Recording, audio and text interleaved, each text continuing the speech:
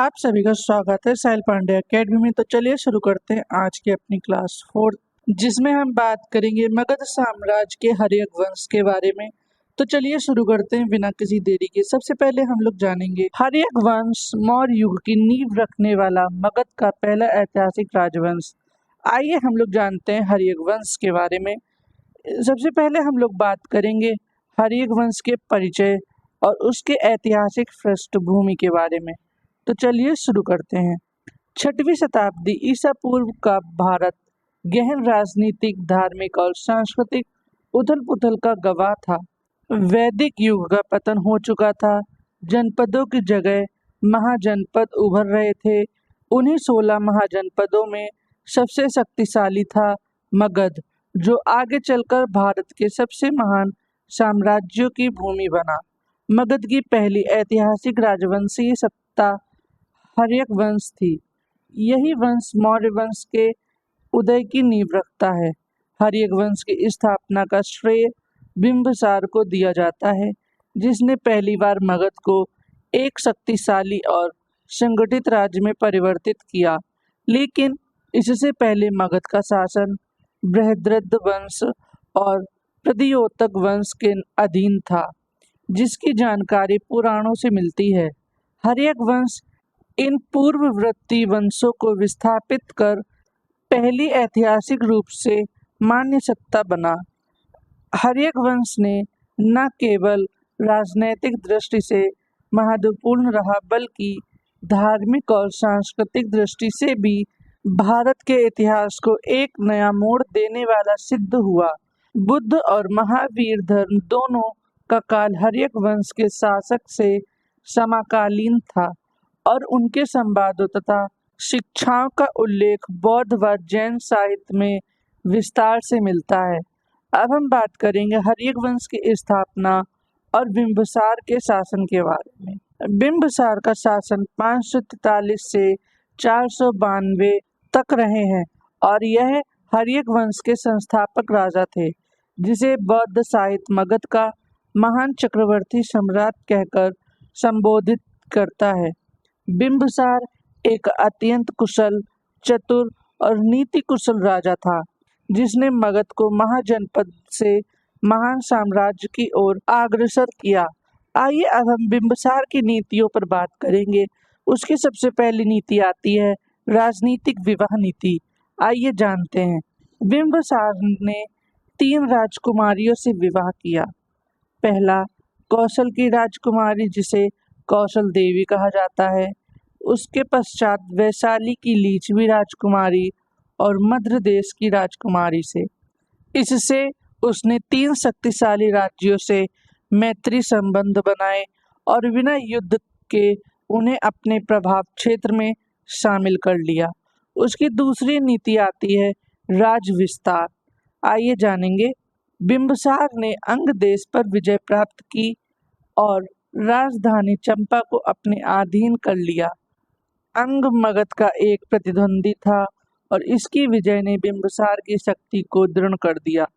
उसके पश्चात अब हम बात करेंगे राजधानी के शुद्धिकरण के बारे में। बिंबिसार की राजधानी राजगृह, जो वर्तमान में राजगीर है, वो थी। यह एक सुरक्षित स्थान था और रणनीतिक दृष्टि से अति महत्वपूर्ण भी। उसके पश्चात अब हम बात करेंगे बौद्ध धर्म और बिंबिसार की। बिंबिसार गौतम बुद्ध का समकालीन था।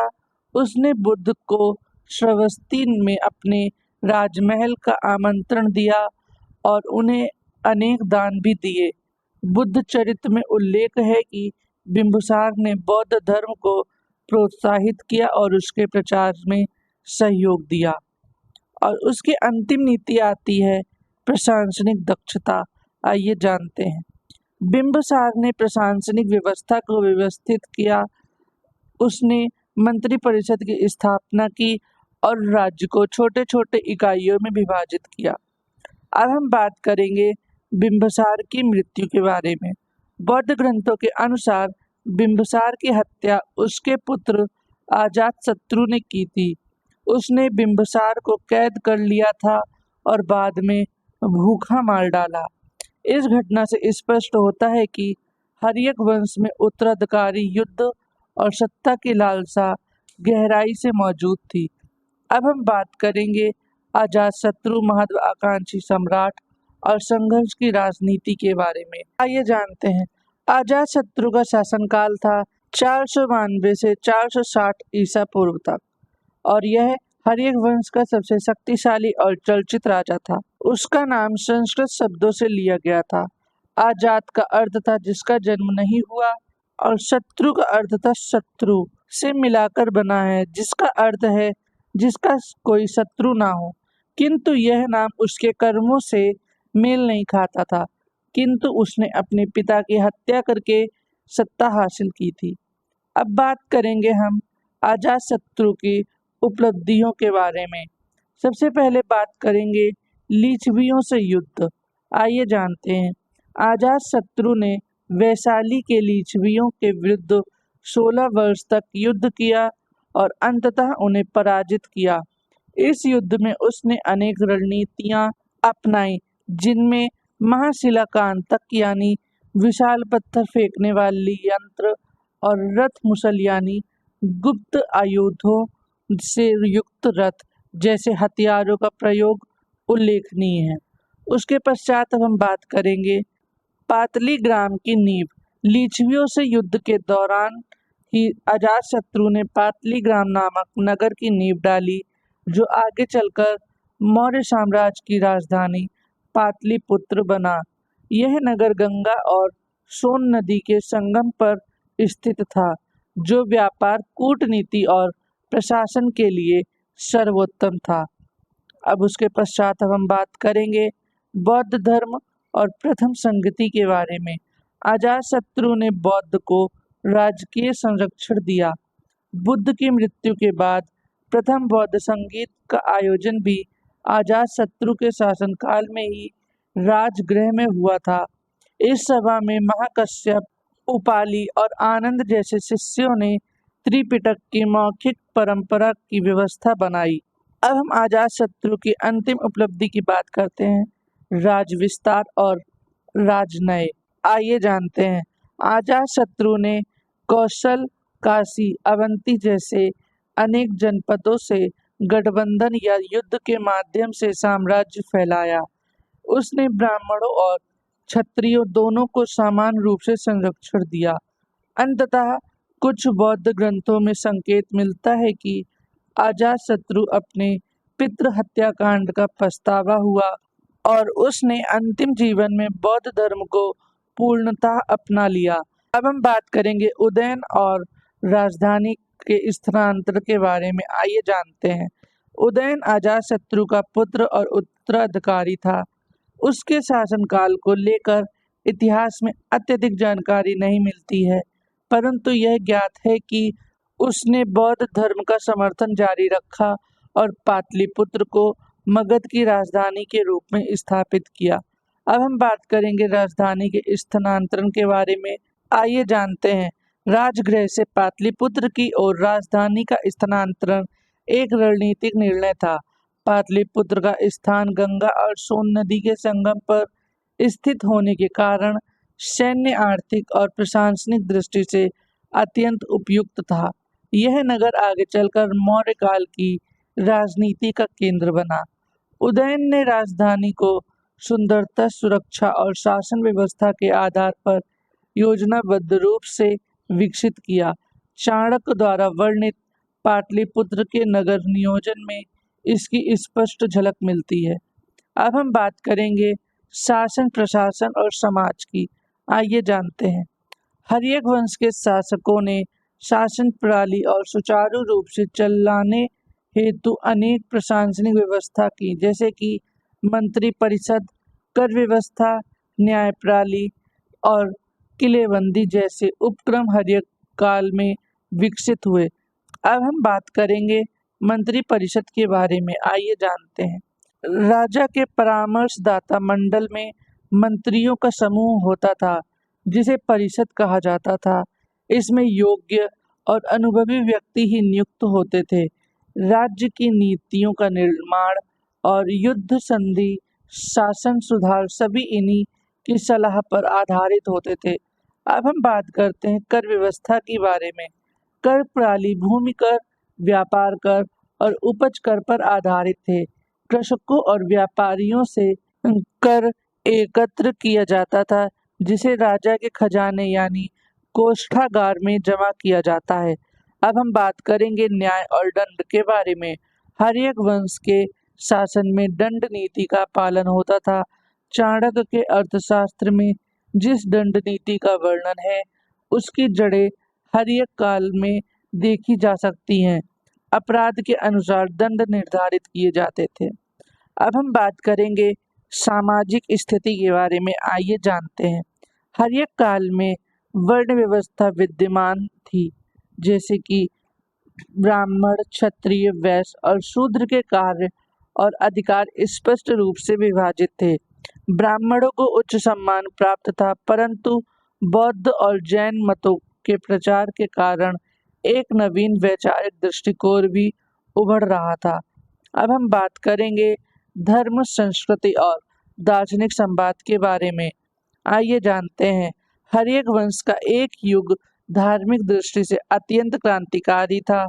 यह बौद्ध और जैन धर्मों के उदय और विस्तार का काल था।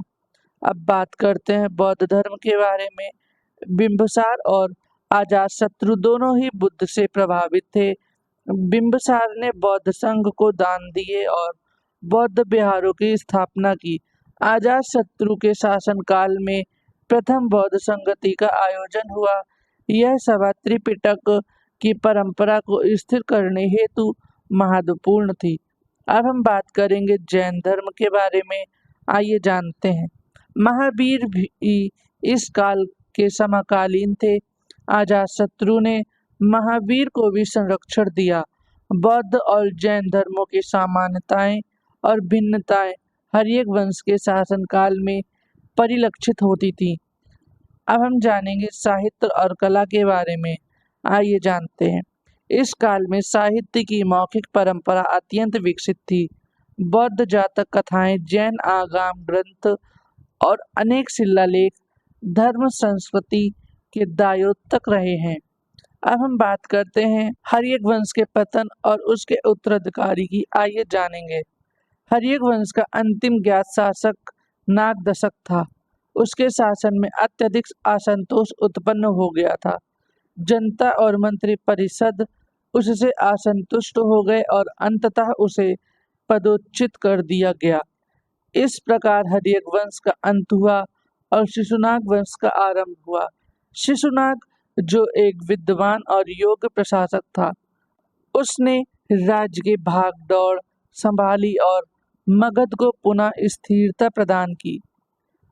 अब हम बात करते हैं ऐतिहासिक मूल्यांकन और निष्कर्ष के बारे में। आइए जानेंगे। हर्यक वंश भारतीय इतिहास में एक संक्रमणकालीन युग का प्रतीक है। इसने न केवल मगध को एक संगठित राज्य का स्वरूप प्रदान किया, बल्कि आगे चलकर मौर्य जैसे महान साम्राज्य की नींव भी रखी। बिंबिसार और अजातशत्रु जैसे शासकों ने धर्म, राजनीति, प्रशासन और संस्कृति में जिन आदर्शों की स्थापना की, वे आज की प्रासंगिक हैं। आइए अब हम इसकी निष्कर्षता पर बात करते हैं। यह वंश शासन की नींव का पत्थर सिद्ध हुआ। बौद्ध और जैन धर्मों के प्रसार में इस वंश का गहरा योगदान रहा। राजधानी का स्थानांतर और नगर निर्माण की दूरदर्शिता ने मगध को सुदृढ़ बनाया। हर्यक वंश के माध्यम से हमें एक ऐसा युग की झलक मिलती है जिसने भारतीय उपमहाद्वीप की राजनीतिक चेतना को जागृत किया। इसी के साथ हर्यक वंश का टॉपिक खत्म होता है। इसके क्वेश्चन आंसर करने से पहले हम लोग इस टॉपिक का क्विक रिवीजन करेंगे। आइए। हर्यक वंश तुरंत पुनरावलोकन। आइए शुरू करते हैं। हर्यक वंश की शुरुआत बिंबिसार द्वारा हुई थी 543 ईसा पूर्व में और इसकी राजधानी थी पहले राजगृह, बाद में पाटलिपुत्र हुई उदयन के द्वारा। और इससे एक प्रश्न निकलता है, उदयन कौन था? उदयन अजातशत्रु का पुत्र था। और इसके प्रमुख शासक कौन हुए? बिंबिसार, अजातशत्रु और उदयन। और हर्यक वंश कौन से धर्म को मानता था? बौद्ध व जैन धर्म दोनों को संरक्षण देता था। और इसके महत्वपूर्ण घटनाओं के बारे में जानेंगे। अंग पर विजय, लिच्छवी युद्ध, प्रथम बौद्ध संगति, ये 3 महत्वपूर्ण घटनाएं शामिल हैं। और इसका अंत नाग दशक को हटाकर शिशुनाग वंश की स्थापना हुई। तो अब इसी के साथ हम लोग इसके फैमिली ट्री की भी बात कर लेते हैं। आइए जानते हैं, आपको अच्छे से समझ में आएगा। 543 ईसा पूर्व में बिंबिसार का शासन आरंभ हुआ और 492 में अजातशत्रु सत्ता में आया और 460 में उदयन का शासन हुआ। तो इसी के साथ हम लोग चार्ट में देखेंगे कि सबसे पहले बिंबिसार आया, फिर अजातशत्रु, फिर उदयन, फिर अनिरुद्ध मुंड और उसके बाद आया नागदशक अंतिम शासक। फिर 410 ईसा पूर्व में नागदशक का अंत हुआ और शिशुनाग वंश की शुरुआत हुई। तो अब इसी के साथ हम लोग वर्सेस खेल लेते हैं, जैसे कि हर्यक वंश वर्सेस मौर्य वंश। आइए जानते हैं, इसकी हम लोग तुलना करेंगे हर्यक वंश बनाम मौर्य वंश। आइए, हर्यक वंश की स्थापना बिंबिसार ने की थी और मौर्य वंश की स्थापना चंद्रगुप्त ने। हर्यक वंश की राजधानी थी राजगृह, फिर बदलकर पाटलिपुत्र हुई और मौर्य वंश की पाटलिपुत्र थी। और हर्यक वंश का धर्म था बौद्ध व जैन धर्म और मौर्य वंश का धर्म केवल बौद्ध धर्म था, वो भी अशोक के द्वारा अपनाया गया था। और हर्यक वंश की विस्तार नीति थी विवाह और युद्ध और मौर्य वंश की विस्तार नीति थी रणनीतिक युद्ध और विदेश नीति। हर्यक वंश का प्रसिद्ध शासक था अजातशत्रु और मौर्य वंश का प्रसिद्ध शासक था अशोक। हर्यक वंश की प्रशासनिक दृष्टि थी मंत्रिपरिषद और प्रारंभिक व्यवस्था पर और मौर्य वंश की प्रशासनिक दृष्टि थी केंद्रीकृत प्रशासन और अर्थशास्त्र आधारित पर। इसी के साथ हम लोग कुछ ट्रिक्स जान लेते हैं जिससे हम लोगों को हर्यक वंश पूरा अच्छे से याद हो जाए और समझ में आ जाए। तो चलिए जानेंगे शासकों का क्रम क्या था। आइए इसको हम लोग पढ़ेंगे। बाऊ नमा, यानी कि बाऊ यानी दादाजी ने मगध चलाया। बा से बिंबिसार, आ से अजातशत्रु, यू से उदयन, ना से नागदशक और मा से मुंड। उसके बाद हमारी अगली ट्रिक आती है, जानेंगे बिंबिसार की प्रमुख 3 नीतियों के बारे में। आइए जानते हैं, इसको हम लोग पढ़ेंगे वाहवान, यानी कि बिंबिसार का वाव प्लान। आइए अब हम लोग इसका फुल फॉर्म भी देख लेते हैं। वी से विवाह नीति, यानी कि बिंबिसार ने सबसे पहले कौशल, लिच्छवी और मद्र की राजकुमारियों से विवाह किया था। उसके बाद आती है विजय नीति, जो अंग पर आक्रमण किया था, यानी कि अंग देश को अपने अधीन किया था। और फिर आती है एन, यानी कि अहिंसा, अर्जन यानी कि बौद्ध धर्म को संरक्षण देना। ये 3 नीतियां थी बिंबिसार की। ये याद रखने का सबसे आसान तरीका है वाहवान, यानी कि बिंबिसार का वाव प्लान। अब अपनी तीसरी ट्रिक्स पे आते हैं। इस ट्रिक्स में हम लोग याद रखेंगे अजातशत्रु की उपलब्धियां, यानी कि पलिभाषा। पलिभाषा का अर्थ है अजातशत्रु पाली में बसा, यानी कि पी से पाटलिग्राम की स्थापना, LI से लिच्छवी से युद्ध, BA से बौद्ध धर्म का संरक्षण, SA से बौद्ध धर्म का प्रथम संगीत। ये अजातशत्रु की उपलब्धियां हैं। तो इनको हम लोग कैसे याद करेंगे? पाली भाषा, यानी कि अजातशत्रु पाली में बसा। उसके बाद हमारी अगली ट्रिक आती है हर्यक वंश की धार्मिक नीति, यानी कि अगर आपसे कोई पूछेगा हर्यक वंश की धार्मिक नीति क्या है, तो आप उससे बोलोगे बुझासा, यानी कि बुझासा राजा पर धर्म का संरक्षक था, यानी कि बौद्ध धर्म, जैन धर्म और सहिष्णुता। BU से बौद्ध धर्म, J से जैन धर्म, SA से सहिष्णुता। उसके पश्चात आती है हमारी राजधानी परिवर्तन को याद रखने वाली ट्रिक। अब इस ट्रिक का नाम है रपामो। आइए जानते हैं। रपामो का अर्थ निकलता है राजा पाटली में मौर्य बोया, यानी कि RA से राजगृह, PA से पाटलिपुत्र, MO से मौर्य की नींव। तो इसको हम लोग सीधे सीधे पढ़ेंगे राजा पाटली में मौर्य बोया। उसके बाद आती है हमारी अगली ट्रिक पतन के कारण याद रखने की। इसको हम लोग पढ़ेंगे आमाजा तू हट राजा, यानी कि A से असंतोष, MA से मंत्री परिषद असंतुष्ट, JA से जनता में विद्रोह।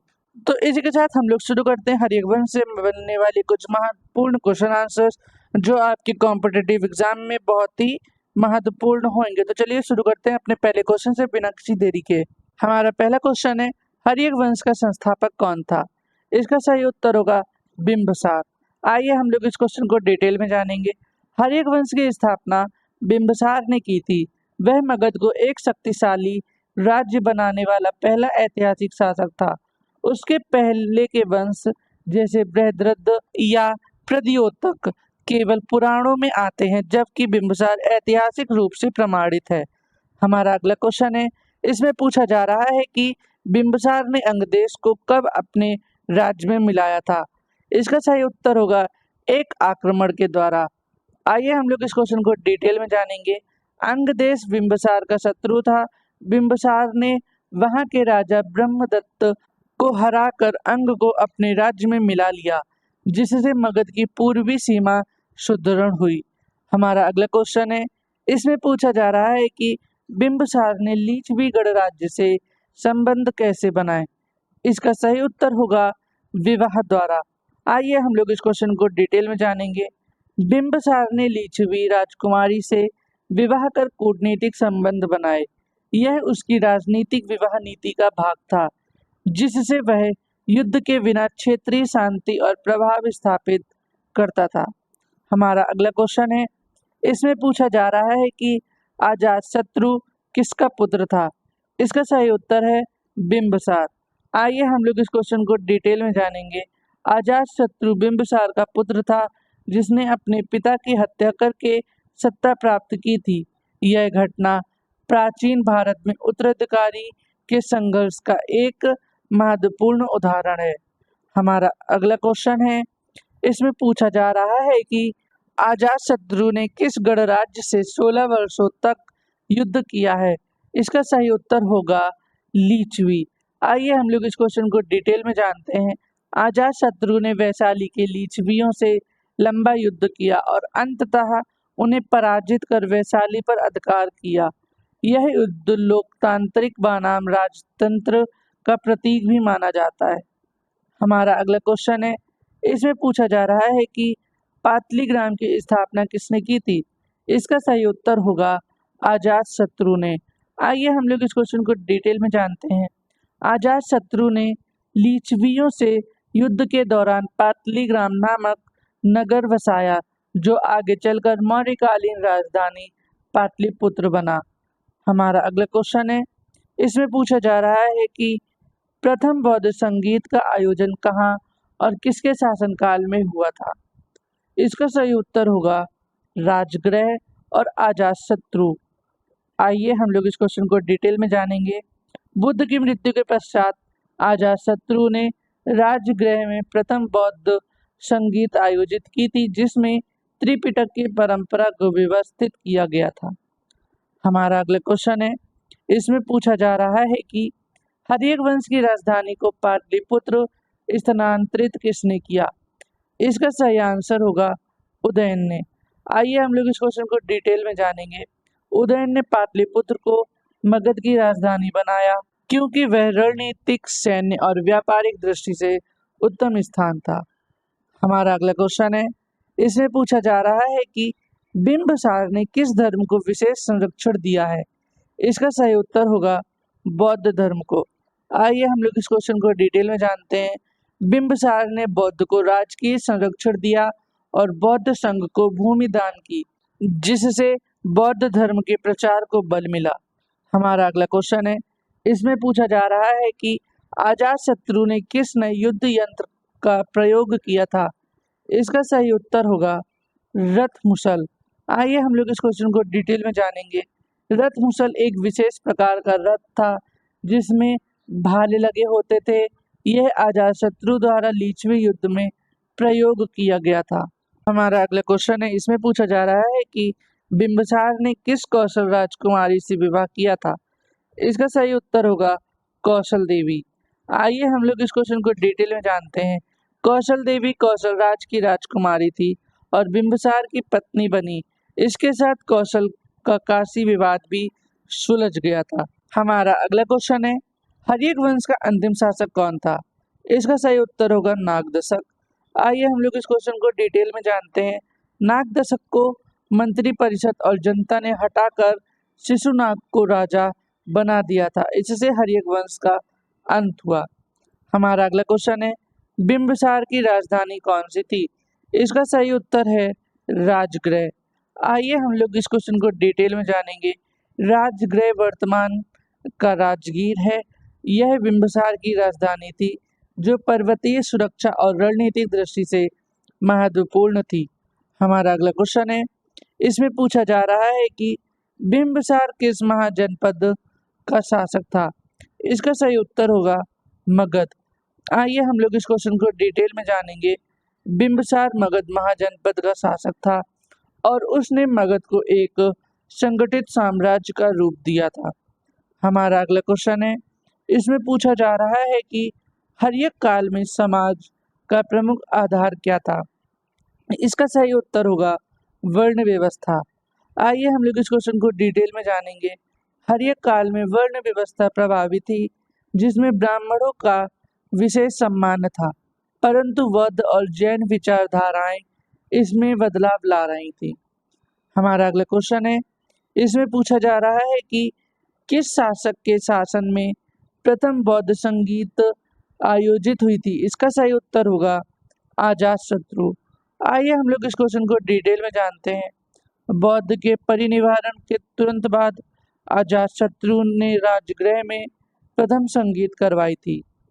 हमारा अगला क्वेश्चन है, इसमें पूछा जा रहा है कि मगध साम्राज्य का प्रथम ऐतिहासिक रूप से प्रमाणित वंश कौन सा था? इसका सही उत्तर होगा हर्यक वंश। आइए हम लोग इस क्वेश्चन को डिटेल में जानते हैं। हर्यक वंश वह पहला वंश था जिसकी ऐतिहासिक जानकारी बौद्ध जैन ग्रंथों और यूनानी स्रोतों से मिलती है। हमारा अगला क्वेश्चन है, इसमें पूछा जा रहा है कि हर्यक वंश का प्रमुख धार्मिक योगदान क्या था? इसका सही उत्तर होगा बौद्ध जैन धर्म का संरक्षण। आइए हम लोग इस क्वेश्चन को डिटेल में जानेंगे। हर्यक वंश के शासकों ने बौद्ध और जैन दोनों को संरक्षण दिया था, जिससे इन धर्मों का प्रसार संभव हुआ।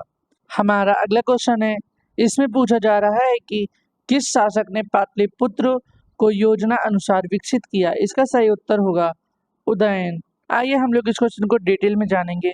उदयन ने पाटलिपुत्र को राजधानी बनाकर नगर नियोजन, किला निर्माण और प्रशासनिक केंद्र बनाया। यह हमारा अंतिम प्रश्न है, आइए जानते हैं। इस क्वेश्चन में पूछा जा रहा है कि बिंबिसार की कौन सी नीति आज भी राजनय में प्रासंगिक मानी जाती है? इसका सही उत्तर होगा राजनीतिक विवाह नीति। आइए हम लोग इस क्वेश्चन को डिटेल में जानते हैं। बिंबिसार की विवाह नीति एक प्रकार की शांति और गठबंधन नीति थी, जो आज भी कूटनीति के कई रूपों में अपनाई जाती है। तो इसी के साथ आज का हमारा यह टॉपिक खत्म होता है। वीडियो को लाइक करें, शेयर करें और सब्सक्राइब करना बिल्कुल ना भूलें। हम कल फिर मिलेंगे अपने डेली लेक्चर के साथ में।